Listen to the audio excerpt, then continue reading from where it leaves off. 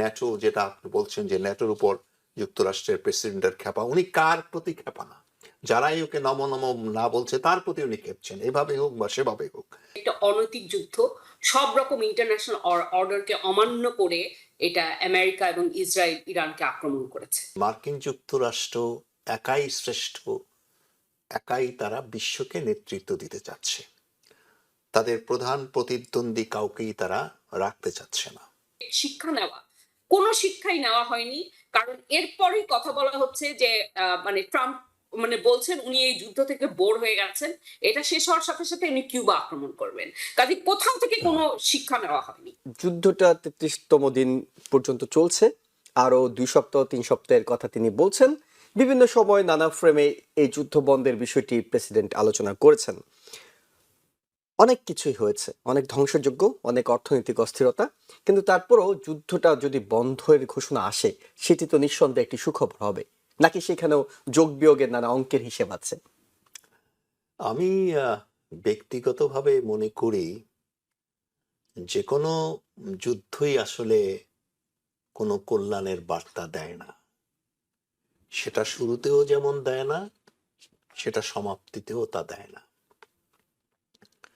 অতএব আজকে এই অবস্থায় বর্তমান বিশ্ব রাজনীতির প্রেক্ষাপটে মার্কিন যুক্তরাষ্ট্রের যে ভূমিকা আপনি দেখবেন এবং বিশ্ববাসী দেখছে, তাতে দেখা যায় যে মার্কিন যুক্তরাষ্ট্র একাই শ্রেষ্ঠ, একাই তারা বিশ্বকে নেতৃত্ব দিতে চাচ্ছে, তাদের প্রধান প্রতিদ্বন্দ্বী কাউকেই তারা রাখতে চাচ্ছে না। হঠাৎ করে যদি আপনি লক্ষ্য করেন যে ইরান আক্রমণ যে করলো আমেরিকা, তাতে ইরানকে তারা যেভাবে তাদের পররাষ্ট্রমন্ত্রী, তাদের ডিফেন্স মিনিস্টার বা ডিফেন্স সেক্রেটারি যা বর্ণনা করছেন, তা হুবহু এক ধরনের আগ্রাসী মন্তব্য বলা যেতে পারে। এবং এর পেছনে লক্ষ্য হচ্ছে আমেরিকাই শ্রেষ্ঠ, আমেরিকাই সর্বোচ্চ শক্তিশালী রাষ্ট্র সারা বিশ্বে, এটাকে প্রমাণ করা। এবং এটাকে যদি আপনি আরেকটু অ্যাঙ্গেল থেকে দেখেন, দেখবেন যে দ্বিতীয় বিশ্ব মহাযুদ্ধ যখন শুরু হয়, তখন হিটলারের যে আগ্রাসী চেতনা ছিল, আগ্রাসী যে ভূমিকা ছিল, অনেকটা এরকমই 2024 এসে তারই একটা রেপ্লিকা দেখতে পাচ্ছেন বর্তমান প্রশাসনে। অতএব এই অবস্থায় ইরানকে যুদ্ধে পরাজিত করা সেই অর্থে আপনি যদি পদাতিক যুদ্ধে না ইনভলভ হন, কঠিন।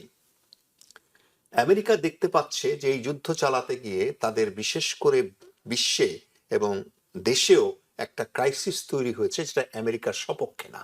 এবং আপনি দেখেছেন ন্যাটো, যেটা আপনি বলছেন যে ন্যাটোর উপর যুক্তরাষ্ট্রের প্রেসিডেন্টের খেপা, উনি কার প্রতি খেপা না?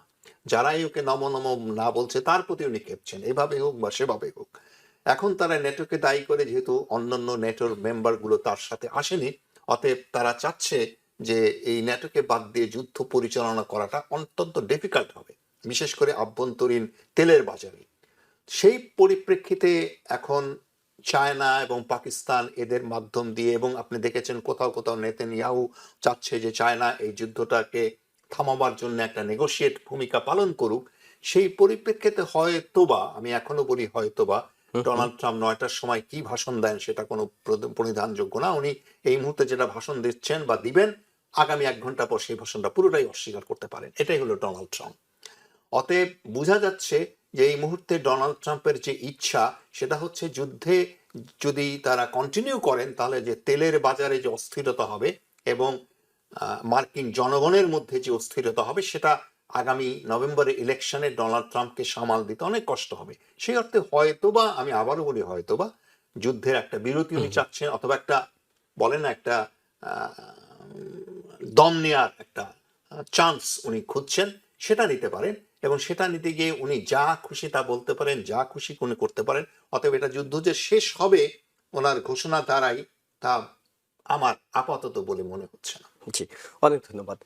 প্রফেসর ডক্টর মেহনাজ মোমেন, আপনার কাছেও এটি জানি যে এটি কি শেষ হয়েও হইল না শেষ, এই টাইপের বিষয় হবে, নাকি বিষয়টি আসলেই আমরা যে অভিজ্ঞতাটা হয়েছে ৩৩ দিনের আগে, 12 দিনের অভিজ্ঞতা আমাদের আছে, সব মিলে অলমোস্ট 45 দিন, কিছুটা শিক্ষা নিয়ে, কিছুটা বুঝতে পেরে, কিছুটা বাস্তবতা নিরিখে আমরা আর এই ধরনের ঝামেলাগুলোতে যেতে চাই না, নাকি এটা আসলে যেটি বলছিলেন যে একটা স্পেস নিচ্ছি, পরে আবার দর কষাকষিতে যাব? আচ্ছা, প্রথমে কথাই হচ্ছে এটা একটা অনৈতিক যুদ্ধ। সব রকম ইন্টারন্যাশনাল অর্ডারকে অমান্য করে এটা আমেরিকা এবং ইসরায়েল ইরানকে আক্রমণ করেছে।